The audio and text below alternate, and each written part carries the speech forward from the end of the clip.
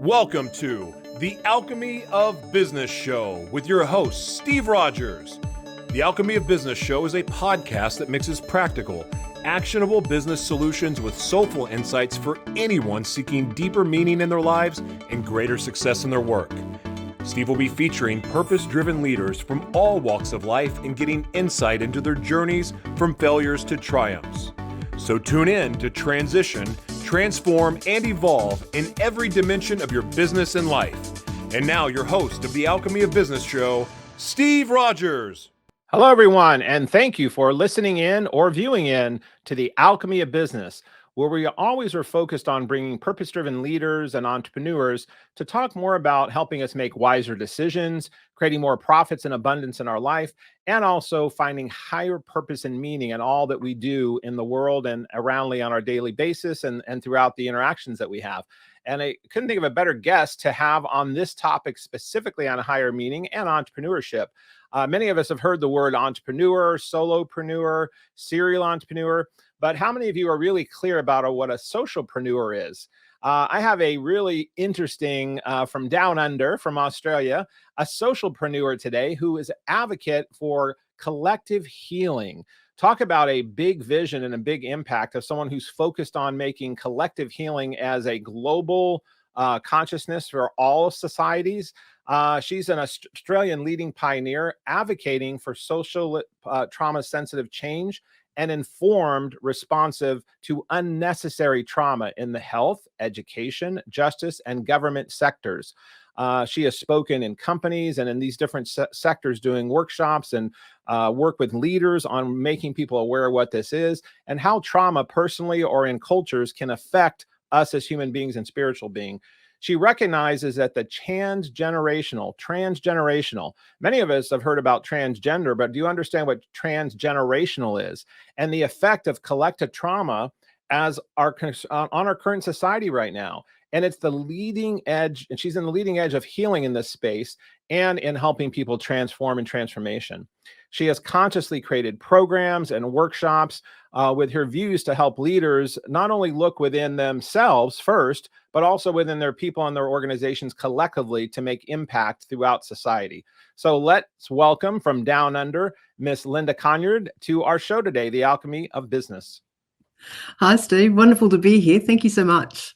Thank you. Thank you for having us. Well, as we were talking about before we got started, it is the next day there for you, and it's way early in the morning. So, I'm easily into the middle of my day already, and you're almost like 4:30 or 5 a.m. the next day, right? That's it. Yeah. You mentioned that you were getting up with the animals. So tell everyone where you're at, where you live, and what your environment is that you have these animals around you.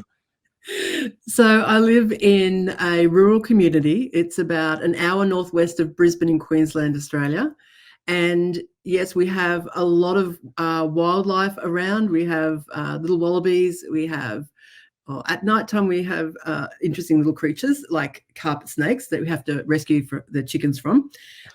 We have like massive bird colonies around here. So we have cockatoos, which are loud and they get very screamy in the morning. So I think we've beat them. I don't think your listeners are going to have to listen to the cacophony that we often have in the mornings.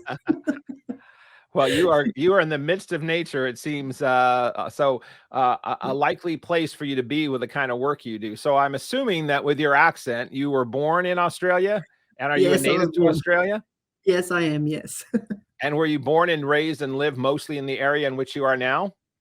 Well, I'm basically here. Yes, we lived on my grandparents' farm for quite a while, and I think that's really where my affinity with nature and animals came. We've got quite a few rescue animals here, 6 horses at the moment.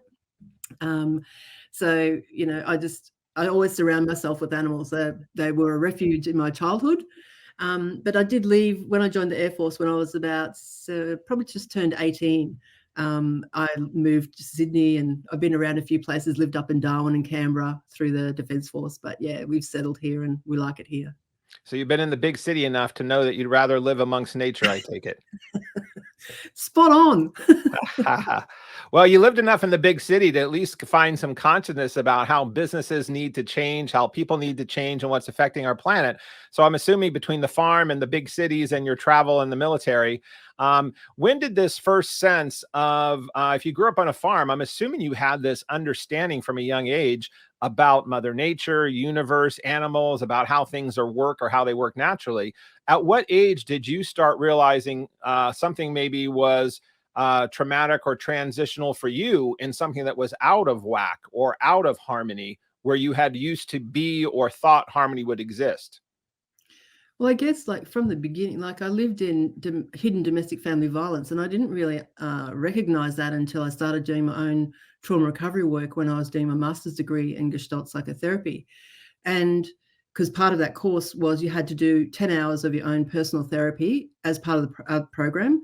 And you had the option of doing 20 in a year, each year. So I did 80 hours over my master's degree of my own personal therapy. And that's where I really dove deep into trauma. And that's where my understandings really came. And it was much later in my life, you know, I was just probably late 40s when that happened. So, you know, my refuge was animals and nature. It wasn't necessarily people. My grandmother was a place of safety, I felt, but in my home, it's like that was a different story. But it was my normal, and I didn't really, even though I knew somewhere in me it wasn't right, it was my normal, and I had to, you know, creatively adjust to survive that environment. Well, you know, and I think that's a powerful thing, that it is a lot of people's normals, and they don't realize they're in trauma or abuse emotionally, physically, sexually, or whatever it might be, sometimes till later years, as they start exploring that there's a whole other world out there.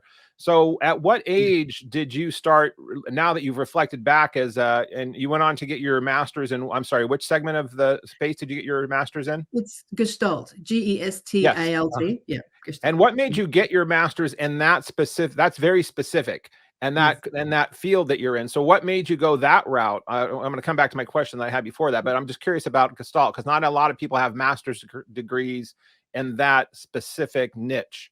Yeah, it was funny. For years, I knew that I would fit mainstream psychology. I've never been mainstream anything really. It's never been, how I fitted in the world. I made myself wrong about that for a long time until I accepted that that's exactly who I was, and that's exactly perfect. And you found your power and uniqueness in that, right? That's right. Sometimes that takes us a while, but go ahead. Exactly. So, and I was looking at holistic counseling, and I'd look at the course probably every year for about 4 or 5 years and go, no, that's not it. And I'm sure you understand this, Steve, but you know, those nudges you get, those spiritual nudges, like my life has been lived like that. I follow them implicitly, always have. And it was one of those that actually got me to that place. I was actually working with an organization that was a home-based palliative care service. That was another place that I was directed to, end-of-life care, and studying that and working in that field as a volunteer. Anyway, we went on a spiritual care with the dying retreat. And there was a Buddhist nun there who was doing this process, which happened to be that empty chair work. And I was watching it, just had this whole momentum of itself where people wanted to dive in and do this process. I was fascinated. Anyway, when I went back to this organization, I was talking to my friend going, wow, this was amazing. You know, I couldn't believe what was going on. Anyway, she goes, that sounds like Gestalt. I'm going, oh, what's that? So we looked it up. And that night there was an open night for people to come and explore it. So I rang up and said, is it still on? Yes. Are there spaces? Yes. 2 of us are coming. And then as soon as I sat in one of the beanbags, and I thought, I'm here for 4 years. I have no idea how it's going to happen. But it was like, I didn't even know if I'd be able to do it, because I hadn't really done anything super academic like that before. So that's how I got to Gestalt. Wow. And Gestalt, I know a little bit about it, but not a lot. So for those of us that are in the novice stage of this, can you just give us a little description as to where that originated and who founded that practice, and why it was so different for you that when you sat on the beanbag, that type of therapy being taught as a psychotherapist and an understanding psyches and souls. So if we understand what it is, and then again, beside the beanbag and being invited to the serendipitous that it happened to be that night, what else resonated with you on that? Look, it's like, when you get those inner knowings, like I didn't know all of it. I didn't understand it. I just knew it was the right place. So there's something that tells me inside, this Yes. inner wisdom that I've been really deeply connected to all my life, but I didn't really recognize it. It was just that. And Fritz Perls is the person that started, and there were a couple of other people, just can't remember their names right now off the top of my head. He was a very interesting fellow. And his wife, Laura, she was the one that I believe brought more of the relational side to Gestalt. But I think Fritz was very clever at sensing people and sensing what was happening for them very quickly. And then I think Gestalt got a little bit of a tricky name as people tried to copy him, but they didn't have the sense that he had. So what he could sort of get away with, other people sort of made it a little bit not so good. But yeah, it's amazing as far as being relational, being very experimental, the phenomenology, like working with phenomenology, so looking at what you see in the other, and then you may choose to feed it back, or you just hold that as there might be something there later on. I don't know, it was just that knowing of I was in the right spot. That was the main thing that drew me there, and I knew, yep, this is for me. This is for you. Well, I knew that it had a lot of experiential processes, and they use like micro mini processes once you're in that process. And basically, it's really a way to tap into the human soul and human psyche in a process that resonated with you. So then you went on to get your master's degree. Did you then become a non-traditional, traditional therapist in creating a practice of helping people through their own traumas? Is that what led after the education became? Yeah. Absolutely. And alongside my master's, I don't even know how I did it when I look back, but I was always studying something else alongside my master's. And I studied family constellation work. So that's where that systemic and that transgenerational and the generational interest came. And I started doing my own work in that field. And that's a whole other level of interest. And I did trauma release exercises and other things along the side of my master's degree. But I just had a fascination with trauma as I was unraveling my own and starting to understand. And like, it was that understanding of how trauma impacts that just opened up my whole world and went, oh, we don't have to suffer needlessly through trauma. And like you said earlier, you mentioned about people don't know. It's so true. They don't know about trauma, and it's like, if it's not a big deal, then people tend to compare and minimize their experience when their experience is actually impacting their life. Yeah, that's powerful. Well, you have so many different words that open up so many doors and windows to thought. Like, what does that mean? Like even the word transgenerational, and this word that you just said, family constellation. And we have about 5 or 6 minutes left in the segment. So I'm going to dig on this a little bit, and then I want to come back at the break and talk more about this. But when we have trauma that we suffer through needlessly, and you said that this experiential Gestalt therapy that you went through, that's when you came to the first realization that, oh, wow, light bulb, I also had some trauma too. Even though I was on the farm, or, that seemed like part of my daily practice, as we all do. I came up from a family of 5 boys, and my dad was a military man. And, he was very disciplinarian and very heavy handed. And this is my house and these are my rules. And if you don't like it, and belts and sticks were very common in bringing up kids at that time. But we didn't know any better. We didn't know that your parents weren't supposed to beat you or hit you. We didn't, the neighbor boys also, some of them were having it as well. So when you get up, growing up to, and I don't think my parents also, who were brought, my dad specifically came from a family of 14. Transgenerational, his father before him, part of the disciplinary action that we now as human beings in more enlightened life look at as trauma is how parents at the time, many of them thought parenting was a part of what they did. Is that an accurate statement? I would agree with you, yes. And if people wanted to Google still face experiment, it was an experiment done in the 60s, I think it was. And it's a child about 18 months old and a mother, and they're face to face and they're engaging, smiling. There's all of these interactions, right? And the child's very engaged, smiling, squealing, pointing. And she turns away after a while. And when she comes back, she has a still face. So no emotion, nothing at all is shown. And it doesn't take very long before the child starts to become, distressed and starts crying, squealing, trying to get the mother's attention. And then at some point she engages again, and then the repair happens. So the interesting thing I find in that experiment is that it's the repair that matters. So we're going to have these things that come up for us that are distressing or could be traumatic. So if you've got an avoidant and absent parent the whole way along, that becomes a trauma for a child, because you have to creatively adapt to be able to get your needs met as a child. So I found that it's a little bit difficult to watch, but it's very interesting, and it's not for people to beat themselves up. I don't want them to watch for that. Right. Understood. Well, it's amazing how, when you start doing the work of self-exploration, whether it's through counseling, therapy, self-inventory, if people go through AA, when you start doing inventory of yourself, it can be very painful and traumatic. And we do sometimes beat ourselves up until we get to this point that you call repair, overcoming these distressing traumas and situations. And we only have about 3 or 4 minutes left in this segment, but I want to obviously continue on these topics.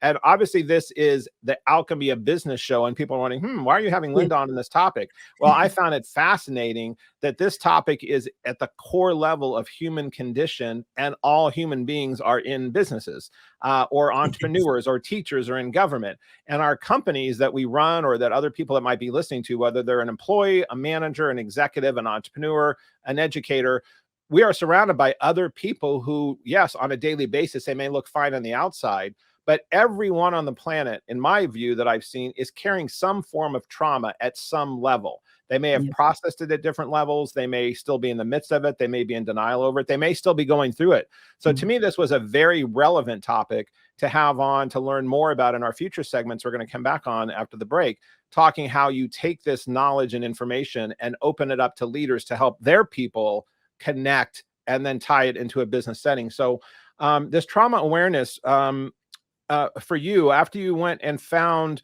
at your own level of trauma, did someone help you come through your own processing of your own trauma when you identified it? Or did your work that you had done in getting your master's and your own experiential things, you use that as the petri dish, as an example of your own pain when you had to do these exercises as you were getting your master's? Absolutely used my degree, and every aspect. I used it fully to do my own healing for those full 4 years. Absolutely challenged myself to the nth degree. And I also had therapists that supported me. And what I believe to be true is that, we can do our own work, but we just don't know what's out of our awareness. It's like we don't know what we don't know. So having someone who's skilled in that area can sort of notice things that we just habitually do, because that neural pathway is already formed in our brain. We've creatively adapted to survive whatever we had to survive. So we just operate like that in the world. And it might not be great. It might be a little bit dysfunctional, but it's what we know, and it's how we know to be in it. So if you're going to someone who's skilled in the area, then they're able to see probably patterns that you're not aware of, and they can just help you to identify and give you tools to be able to work with whatever is there for you that you'd like to resolve. Now, as we come to the break, can you remind everybody, I was explaining it and I've written down so many notes already. I keep trying not to be rude and not look at the screen for those that are viewing this on YouTube or E360 TV. If you're on audio, you don't care if I'm looking down, but I'm so enamored that I'm making these notes. But we were talking about in your bio about this transgenerational trauma and transgenerational. What's the phrase that you use in that concept when you do your work? Yeah, it's transgenerational trauma. And collective, in the collective field. So you give people a definition of that before we go to the break, and then we're going to come back and talk about that specifically. So what does that mean exactly? So like in our lives, we have traumas that we experience transgenerationally backwards. We have those as well. And then we have the societal ones, and we can talk about that when we come back, about what happens here in Australia, and as an example. But it's like when there's something that happens, then there's no resources to be able to resolve it, then that it's like the epigenetics, it's passed down through the generations. So like asthma might be in the field, passed down through the family. So can the wounds of the soul and wounds of trauma can also be passed down through the family system. Wonderful. Well, thank you for that explanation. We're going to come back and dig deeper on that. So for those that are listening in, I hope you will come back, because my guess is if you're listening or viewing this, you, a family member, or someone that you love or know has had or is having some kind of trauma. And there is this thing that we look at societally that sometimes we realize this is isolated to just our families, But as Linda so eloquently brings up, this is a generational, historic human condition that goes from generation to generation, whether it's racism, whether it's slavery, whether it's sexual abuse, whatever it might be. This is stuff that does go from, I mean, we know about ancestry.com where people get their DNA charts done and they look at what their DNA chart is. Well, in that DNA chart, if we could, do a DNA on our soul and our history of our families, of the trauma they've existed, and put that down in some kind of a chart or paper and make that part of the DNA chart. Wow. And my guess is you have thought about that or talked about it in your workshops, I would guess. So we'll come back from the break of the Alchemy of Business here and talk more about getting through our trauma and then getting to triumph. I mean, one of the things Linda does really well is not only helping people figure out what's the trauma, how do you deal with it, but how do you break through and how do you repair? So if you'd like to repair and get to some great transformation in your life, come back from the break. Thanks for listening in. We'll be right back.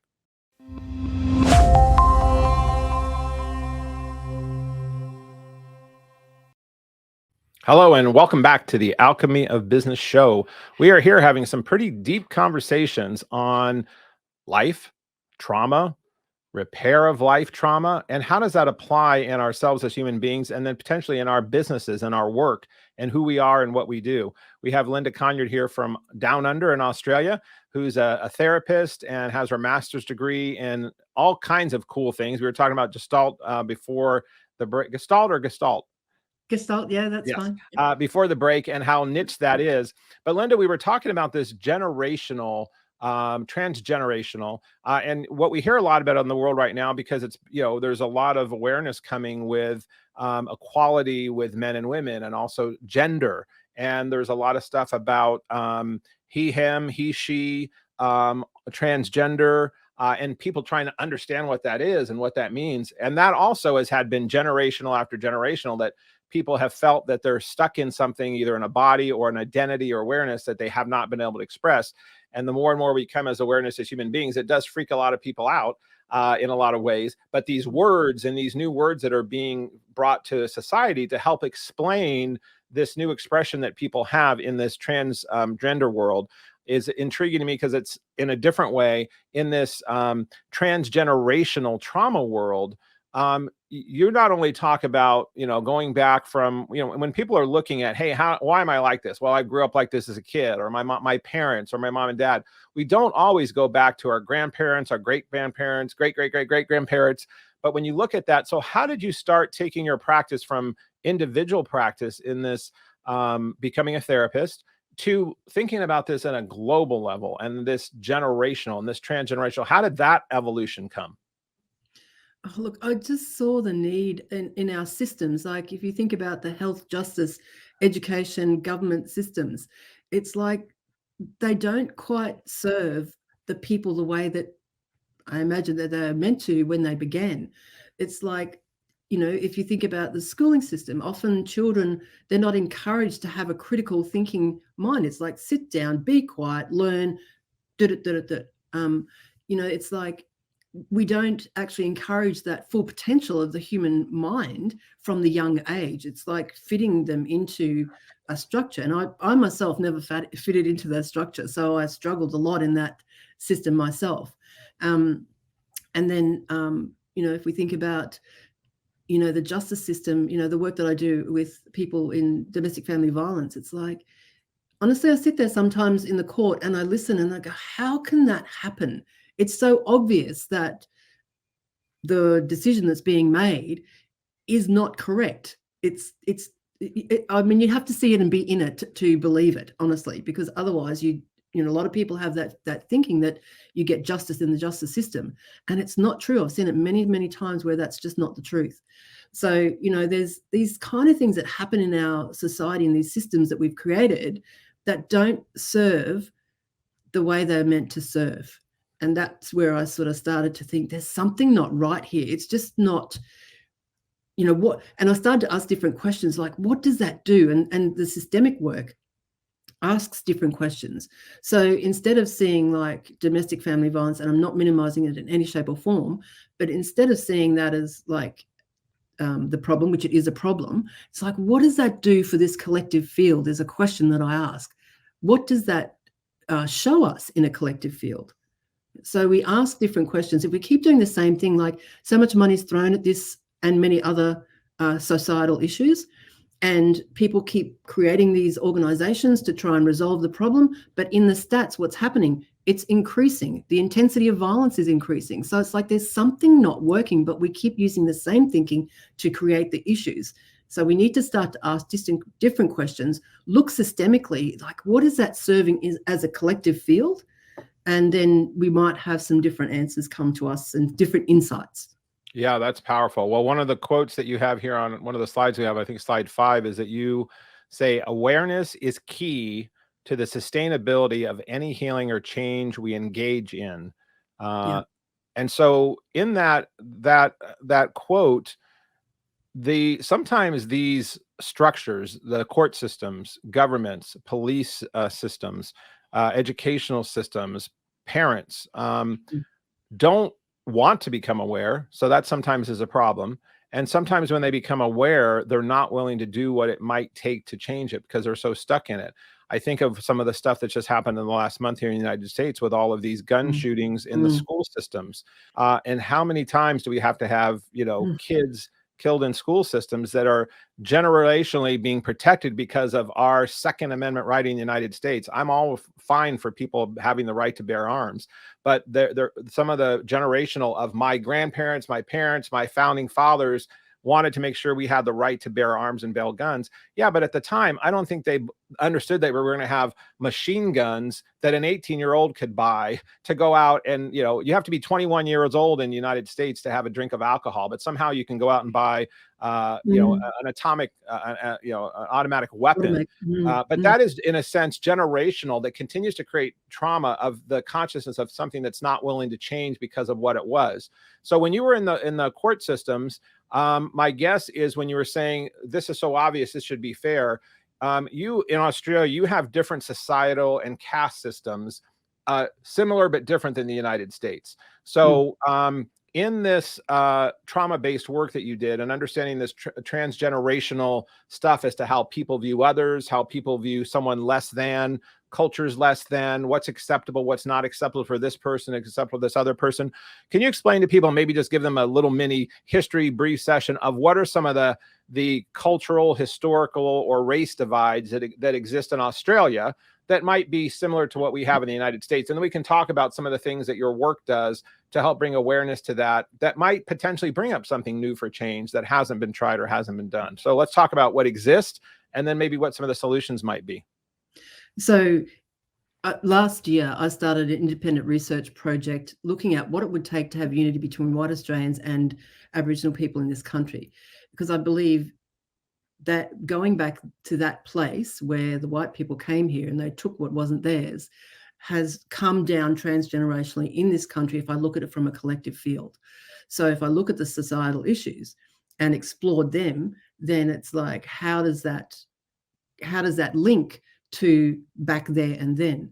And one of the things that we found was that the white people, and my research is definitely about white people, it's not the Indigenous people. I believe that will come together at some point, but the white people need to actually attend to their own lineage and what's unresolved in their own lineage. And that really, I believe, hasn't happened.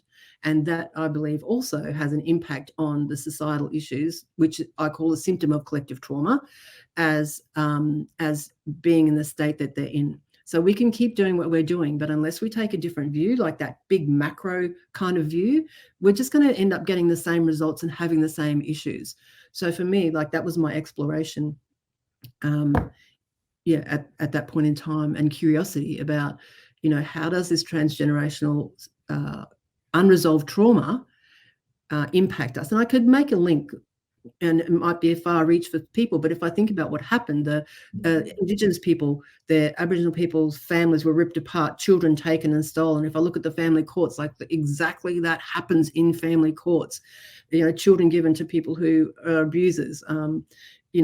Mothers having to face their abusers often. Families ripped apart. It's like a repeat, just different scenarios. So for me, I can make those. So your Aboriginal people it's kind of like when you look at the United States. Originally, we had Indian, different tribes of Indians that had the land, and people came from England and started taking different colonies and tried to integrate, but took a lot. And then once they started developing land, they went in the early days of our founders, and I'm a white guy, so our white founders went in and started importing slaves from other countries that were black. And so in our country, probably like in your country, similarities between the Indian culture, the Black African American cultures, your Aboriginal people, which were the founding people in Australia, that conflict still exists at a very high level. Is that correct? Between quote white people and between, and even in the Aboriginal culture, there are different tribes and different types of groups of people, even within that societal group. So you have different levels of that as well, right? Different. That's right. Yeah. Now, in what the reason I'm bringing this topic up so much is because all of those people, whether it's in the United States or Australia, or even, you look at what's happening with the Asian culture bash right now because of what's happened with COVID, and people are being knocked down in streets and blamed for what's happening, that this was a China virus or whatever it might be. So this thing about taking trauma or pain on people comes from that core belief of fear, basically. I mean, anytime someone's putting it's the fear that this person is going to take away something from me or they're going to hurt me. And sometimes that does come from years of trauma that is transgenerational, I would guess, because their parents and their parents' parents believed that was the belief system that got then downloaded and implemented into the child as they rose up through their upbringing. So how do you help companies when you go in to understand that this does affect the workplace? It's okay to understand this I understand how this can affect the families, and we need to overcome trauma, and I understand how this can help heal, and I understand how this can help repair. And then how does somebody listening on the show go, okay, but how does that help me in my work, and how does that help me in my business? So my instant response to that, again, is humans are humans, and whether they're at work or home. But how did you just start going, okay, I've got to take this out of my one-on-one therapy practice. I want to look at the court systems. I want to look at educational and companies and start talking about this with the leaders who run these companies. So can you talk about maybe a few examples of where you've gone into companies and help implement some of this type of talk, thinking, and then result? Yeah, and when I first started, and I want to absolutely acknowledge my fellow constellators who have been in the field a lot longer than I have, we go in and look at the organization as a system. So like the stars are a system, a star dies, then the whole that whole has to be filled in or adjusted to. So the field has to change. Herd of horses, same thing. If there's something that goes out of whack, they adjust and they settle into their new form. So anything, nature's a system. So we have these systems everywhere. Our family systems, organizations are systems. So we look at it as a system. So it's all you find different things because there's different people, different collections in the system. But it's like when we explore that, and what I found was that if the leaders aren't on board, then I'm not just going anywhere near it, because it's not about the employees, and it is about them. I don't mean that, but it's like they're not the cause. If the leader isn't engaged, then it for me, in my opinion, it just won't work. They have to be on board and they have to see the value of it. So we look at it individually and explore what's out of whack in that system. So it might be that they're experiencing toxic workplaces. So we look at what does the toxicity in that workplace do for this organizational system. So we're not necessarily making it wrong, although it's, we know it's not okay. It's like, let's get some different data on this and let's explore what this does for your organization. So, everyone is different, and I never know what I'm going to find. And it's the same in the therapy room. I never know what I'm going to find, but I know that in that system or in that person, they have their own inner wisdom. And my job is to facilitate processes to bring that to the fore so people can make a choice about which way they act. Or it might be that their bottom line, they just can't lift their ceiling of income. It's like, okay, how does that serve this system? How does that serve this organization to keep you not performing the way that you like to perform? And then add in things that they might have ideas about what they want to bring in, and then we can check and see whether that's workable in that system or not. It just gives a whole lot, and it sounds a little bit woo-woo, but there's a field, a knowing field that we all are part of, that we can have access to, just like our ancestors. We don't do that in the West. We don't, acknowledge our ancestors, and that think about the thousands of people that it takes for us to exist. So we have that soul of that system that's available to us if we're able to connect into that soul of the system. Yeah, I love that. Well, and to some people, this might sound a little woo-woo, but I mean, to me, before science proved a lot of things, it was woo-woo to people. Before Yes. mathematicians proved a lot of things, it was woo-woo to people. So Yes. until the understanding of this sometimes untangible stuff that can't be looked at as quickly as like a computer program of programming something to come out in, if you're a programmer or developer, that you can create a website and you see the end result. This culture that we have of the things that you're talking about this this organization as a system, organizations within families, organizations within neighborhoods, organizations within companies, and this constellation family thing is fascinating to me as well, because we all do have to, I mean, as you talk about on we have some of your slides here from your site, but like on slide 6 here, if anyone that's viewing this versus listening, there's a slide that Linda has from her site that talks about leadership enhancement and personal empowerment. And I think your point before about talking about if it doesn't start at the top, and we've heard this before in other ways in other businesses throughout the years, it all starts at the top. If the leaders are not willing to buy in or to lead or to carry the vision forward and let the people buy into it and help do the work that needs to be done, you're right, it's never going to happen. Whether that's in a government, a judicial system, a startup company, an entrepreneurial company, or an established company. And if the leaders are willing to get into personal empowerment for themselves, that then can develop down into personal empowerment for their leaders and their people and their employees, to then want to have a healthier work environment that can help with employee retention, leadership retention. It definitely can help with productivity, increasing a happier environment, that your people are more engaged. And some of the ways that you do this in your offerings that you've gone into these individuals or companies is, what is it that you do in leadership enhancement, personal empowerment, and then you have something called collective healing and growth. If you could give, I think we only have a few minutes left in this time, but just give us a little snapshot of what, if someone was partaking in that, what it is you would be doing with an individual or group in that to help start facilitating repair or change.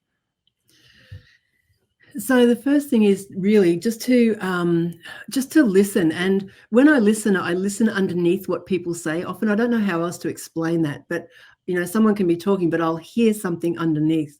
So I listen, and then I'll listen for patterns, and then offer in, like, is this what you're looking for? We just sort of find what it is that they want to work on. What's the intention for the work? And I never know what I'm going to find, like I said, Steve. So it's really hard for me to put it in a structure. And I'm a non-linear girl in a linear world. So already it's difficult. But, just listening to what the words they say gives me a clue into where the work might be. And the same for the personal empowerment. It's like I've created a pathway where people can, let trauma be your teacher, because if everything was great, we wouldn't do anything. So we have these situations that actually move us into developing, spiritually, emotionally, intellectually. We have these crises or situations that shove us out of our comfort zone. And that's where the growth potential is. And it doesn't have to all be doom and gloom. Often in the therapy room, we're laughing. It sounds a bit odd, but we're laughing. And when people can get an understanding, it's a whole different way. Yes, we've got to touch on places that are not comfortable, and same in organizations. We've got to touch in places where it's not comfortable, but we can also have some lightness around the work that we're doing. It doesn't have to all be, gloom and doom. Yeah. And then the healing humanity through truth, that's the process that I was talking about, the individual or independent research project I was talking to you about before, where I was looking into the gap that's between white Australians and Aboriginal people. Healing humanity through truth. Well, that's powerful. And also the listening to patterns. I think for all of us, as we're building our businesses, as we're working within our families, our relationships, our children, our romantic relationships, listening for patterns and seeing patterns. And my wife says all the time, saying, don't listen to what people say, watch what people do. Yeah. And she, they might continue to say this, and this, but their behavior and their pattern is speaking a whole different language. So we're going to come back and talk about, how do you listen more for patterns? How can you use this power of trauma and then leading into truth and healing And how can this help you in your own life? Where do you have potentially untapped trauma as a listener or viewer? Where are you potentially holding pain? And we've heard for years, mostly in working out kind of scenarios, but no pain, no gain.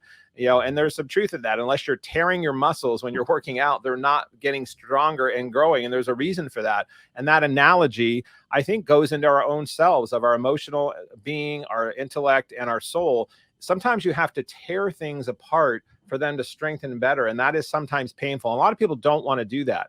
I have found for myself, as I have done that and looked into my own pain and my own traumas, it always gets a breakthrough. There's always a crack that then leads to the light, that then leads to the breakthrough. So I know you're wonderful at helping people in that, Linda. So let's come back and talk about creating some more light in the world. That sound good? Sounds great. Thank you. All right. Well, everyone, we will be right back on the Alchemy of Business with Linda from Down Under. And come back. We've got one segment left, and we're going to be talking about how to really turn this trauma into something that you can transform into strength for you, those around you, and what your vision is for your life and what you are looking to create from now moving forward. Come back and we'll listen in on the Alchemy of Business. Thank you.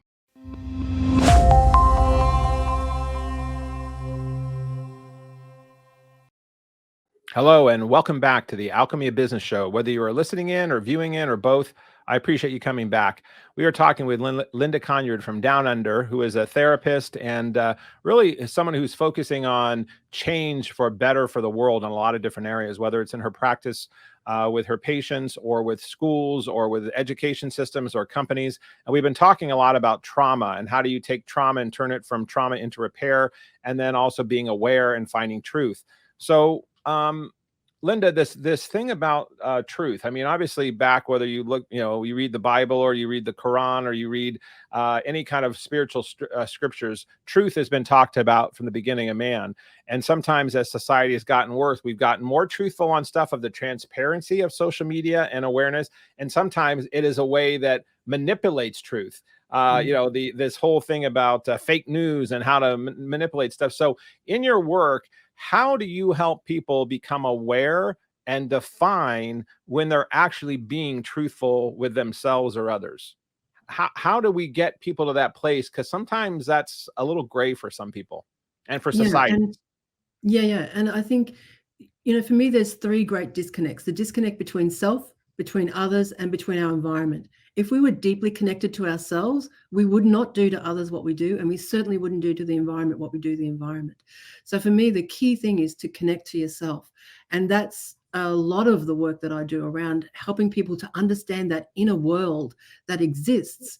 And usually we just heading through the world subconsciously, not aware of what's available to us.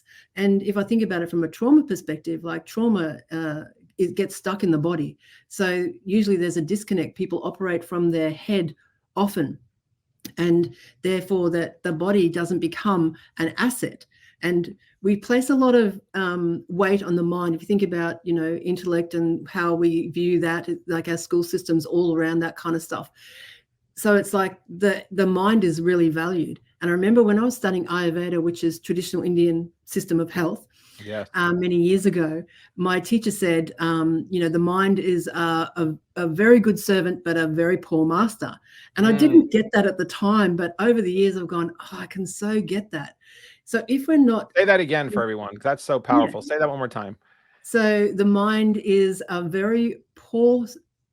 Now I'm going to get it wrong. No, the mind is a very poor master, but an excellent servant.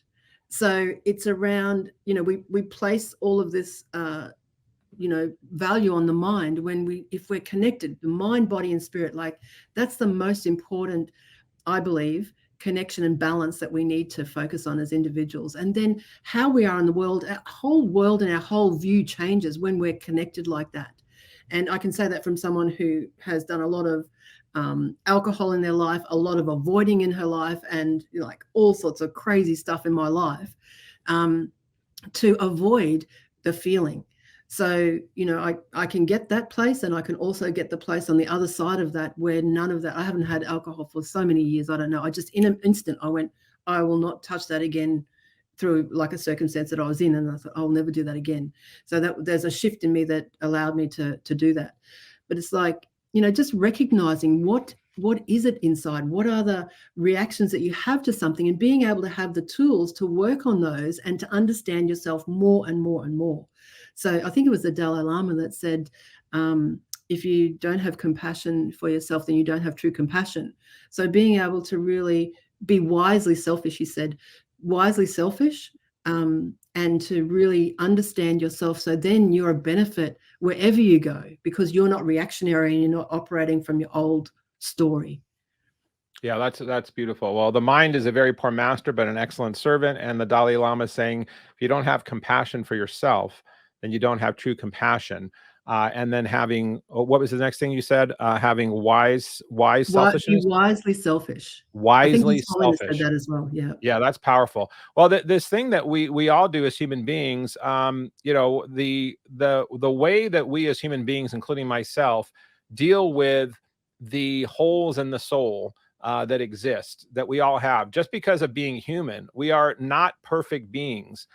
We are not meant to be perfect. And we have this hole in the soul sometimes of trying to live up to societal visions and pictures of what we're supposed to look like, how much money we're supposed to make, how our relationship is supposed to look, how much money we're supposed to have, what kind of house we're supposed to live in, what our title's supposed to be, what our joy factor is supposed to be. And sometimes when that's not happening, and there's this delta between what you thought would be and where your life is, the gap in between that is stress and anxiety and pain. And in that gap is where I realized in my early days, I was filling that also with alcohol. I was one of those functioning alcohol guys that put on the suit and tie every day, went out with my briefcase, and then I drank like a fish every night. Yep. You know, and I also ate food to excess and was very overweight. And but I realized, becoming aware of that, of using those things that were no longer serving me. For a while, they were great. I loved them. They were abundant and joyous and fun. But after a while, they become your slave to them. You're no longer, like you're talking about, the master of your mind and those types of things. These things that we use to fill the hole in the soul, our pain, we're a slave to them. That's what happened with me. And I haven't had a drink of alcohol in 19 years. And so for those that are listening in, where in your own life or your business, or in looking in your environment, your employees, your partners, your receptionist, your marketing director, looking at where in their lives, not even addressing some of these topics, by not even bringing them up, of what trauma people might exist in their life, sometimes keep people being very isolated and not being able to express fully. And I'm not saying that, you know, companies should become, you know, psychologist couches per se, that people but it is an awareness of bringing education, programs, discussions, mental health discussions to these groups. And I also believe, as well as you said, that if we're not connected to ourselves, and then connected to others, and then connected to the environment, it's really hard to have compassion or to treat others in the respect we'd want them to be respected by. And we are very much attached to our minds. I mean, I'm very much that way, but I've over the years gotten even more tapped into my spirit, my emotion, etc. And we hear a lot about intellect. We started in previous years hearing a lot about EQ, emotional intelligence. And what we now hear a lot about artificial intelligence, and because it's in all kinds of computer systems and communications. And one of the things I like to talk about on the show is spiritual intelligence. And that is, whether it's the animals in the morning getting up as you're out there and they're making their sounds, and they know when to get up, they know when to eat, they know when to do their thing. The sun knows when to shine, the rain knows when to come. That is spiritual intelligence at its core form. And as you were saying, these nuggets that we get at the beginning of these nudges that you talked about at the beginning of the show is also tapping into more of that spiritual intelligence, from my view. So what is you obviously have been a very deep person of understanding nature and overcoming trauma and doing this deep work. How do you define spirituality for yourself? And how does that affect your work? So I think it's, yeah, in the organizational realm or leadership realm, it's like blending the IQ with the EQ, and then definitely the spiritual, but also the SysQ, the systemic intelligence, because there's a lot of information there that people can access when they know how, if they give it a go even. But for me, it's like, I've always been spiritual, raised Catholic, studied Buddhism, studied Hinduism, like studied end of life care, like been fascinated with this experience of this spiritual experience. So it's always been part of me as long as I can remember. So, and in the end of life care, the palliative care volunteer work that I did, I've prayed with 7-day Adventists. I've sat with people who have no faith. It's irrelevant. If there'll be some connection to something spiritual. It may be nature, it may be the ocean, it may be their dog. It doesn't matter, but there will be some connection that helps them to make meaning of why they're here on the planet. Yes. Well, I agree with that. I'm not here to define what anybody's definition of spirituality is, but I am here to have these conversations that you and I are having. And what I'm trying to get people to agree or understand or think or admit is that there is some higher source or higher energy than ourselves. All you have to do is realize that we aren't the ones that turn the sun on in the morning, and we aren't the ones that make the wind go. So there's something bigger than ourselves. And as long as we realize it's not ourselves, but we are part of that being. I mean, my definition of spirituality is that it's energy. I mean, spirituality is energy, and it's the wisest energy that ever exists. And it's the sum of all that is. So if spiritual energy is in all things, all people, all rocks, all beings, all sound, that the sum of all that with a collective consciousness, I don't have that as a person in a white robe on a cloud somewhere for myself. I have it that this spiritual intelligence is collectively trying to work through me, work through you. And the only way higher intelligence and spirituality can come through is through us as beings or animals showing examples of how to live. So the more we can be aware, as you've talked about this awareness thing, or being tapped into the family constellation, because that's also part of our family, the way I view it. My family got a lot bigger when I started having this consciousness about the global family. How about you? Yeah, absolutely. I can agree with that. And I have the analogy also around, that we can either be the jellyfish, and I think that's more tied in with that egoic kind of sense where, we don't have that connection to our will, our soul purpose, all of that sort of stuff. So the jellyfish is at the mercy of the ocean. Whatever's happening in the ocean is, what's happening to the jellyfish is flopping around in the ocean. Whereas you have the whale, and it very clearly, intrinsically, it follows its own inner knowledge and wisdom, knows when to swim north, knows when to swim south. And whatever the ocean does, it is irrelevant. So for me, that's what we're trying to get within ourselves, that equilibrium and that peace inside, that whatever the world's doing, it doesn't matter. We're still okay, we're still connected, and we're able to see even what happens in the world through different lenses, I believe. I love that. I've never heard the jellyfish and the whale one. I'm going to use that for sure. I made it up. Well, I love that. I'm going to give you credit for it. So, Noelle, let's make sure in our show notes that we give. I can't even see a t-shirt like that says, want to be the jellyfish or the whale? That's Linda Conyard right underneath with your quote. I love that analogy of the ocean, because most of us can relate to the ocean, even if we're not religious or we're not, quote, spiritual, or we don't think we are. When people say, well, I'm not really religious, I'm not really spiritual, or I'm spiritual, but I'm not religious, or I'm religious, but I'm only religious in this way. And I'm very, okay, well, that's fine. I mean, that's your path. And if people say, well, I'm not religious at all, I'm atheist, I'm agnostic, I'm all of that stuff, and I don't believe in any of it, I say, well, do you have anyone that you have ever loved?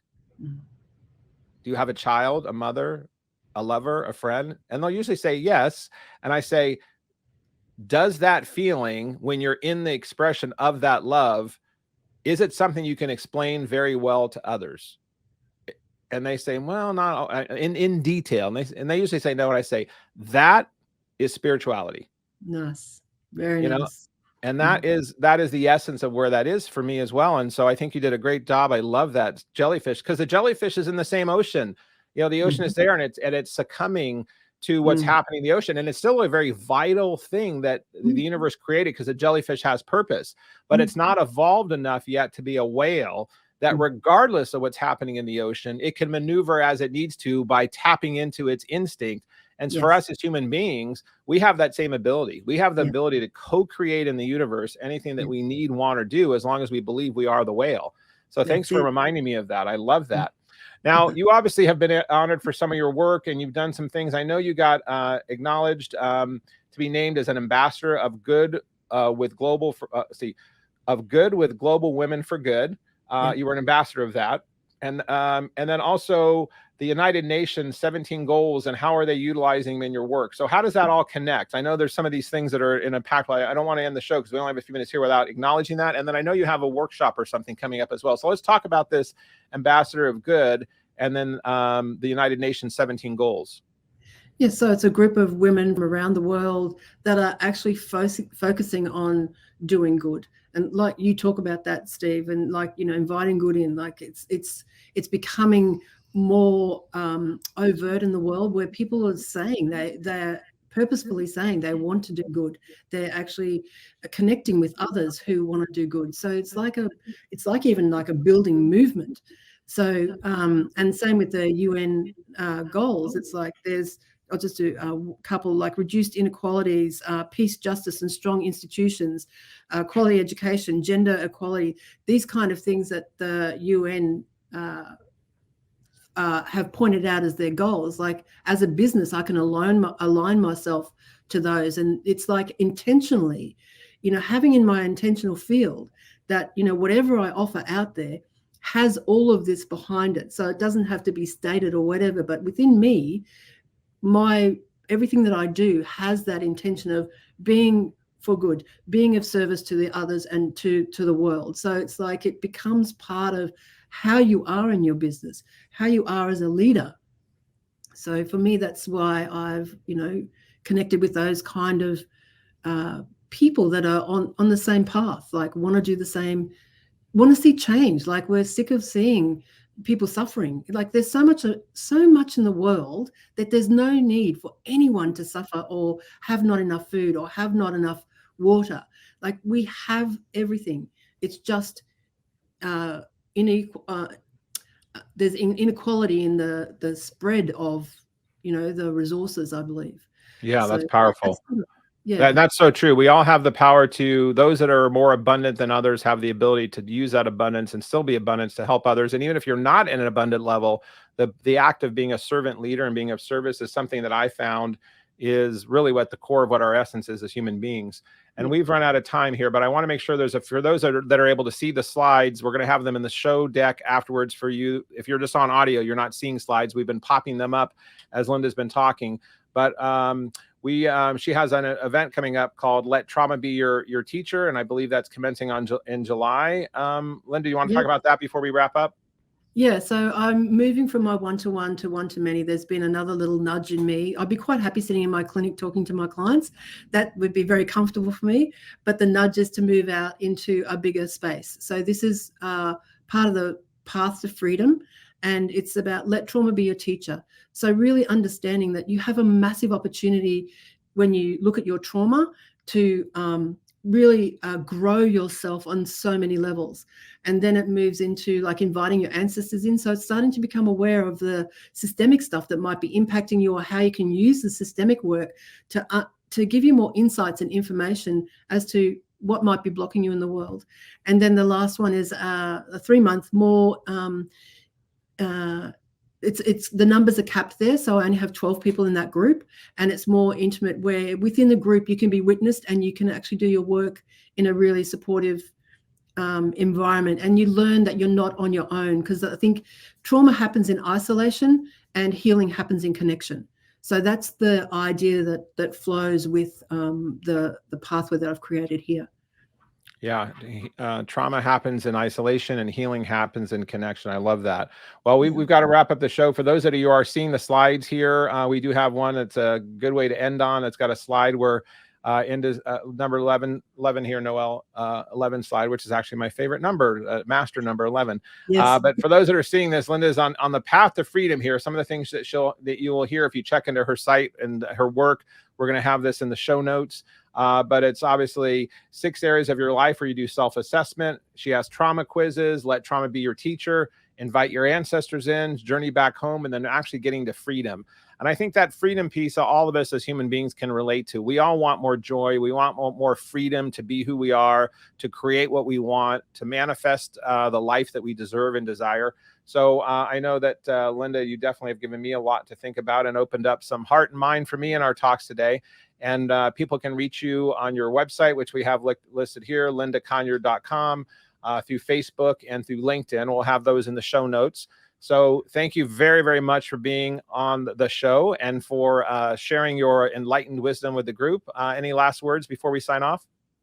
I just think to to give yourself the opportunity to live into your full potential, whether it's with me or someone else, just to actually take the step to really investigate where your full potential might lie. And I really appreciate the time, Steve. It's been wonderful talking to you and connecting to you. So just want to say thank you so much. You're welcome. Well, thank you again. And thank you for those that have listened in on the Alchemy of Business show. We will be back again, but thank you for listening in this time. And if you like what you're hearing, please subscribe, leave a review, and get us back up to the top of the list, because more people need to hear about this good work that my guests are talking about. I learn every single time I have a guest on, and I'm hoping that you do as well. So thank you again, Linda, and thank you to the listeners. And that concludes this episode of The Alchemy of Business with your host, Steve Rodgers. If you found value in today's broadcast, please consider liking, subscribing, sharing with friends, and leaving a review. Thank you so much, and we'll see you next Thursday for another episode. Be blessed and see you soon.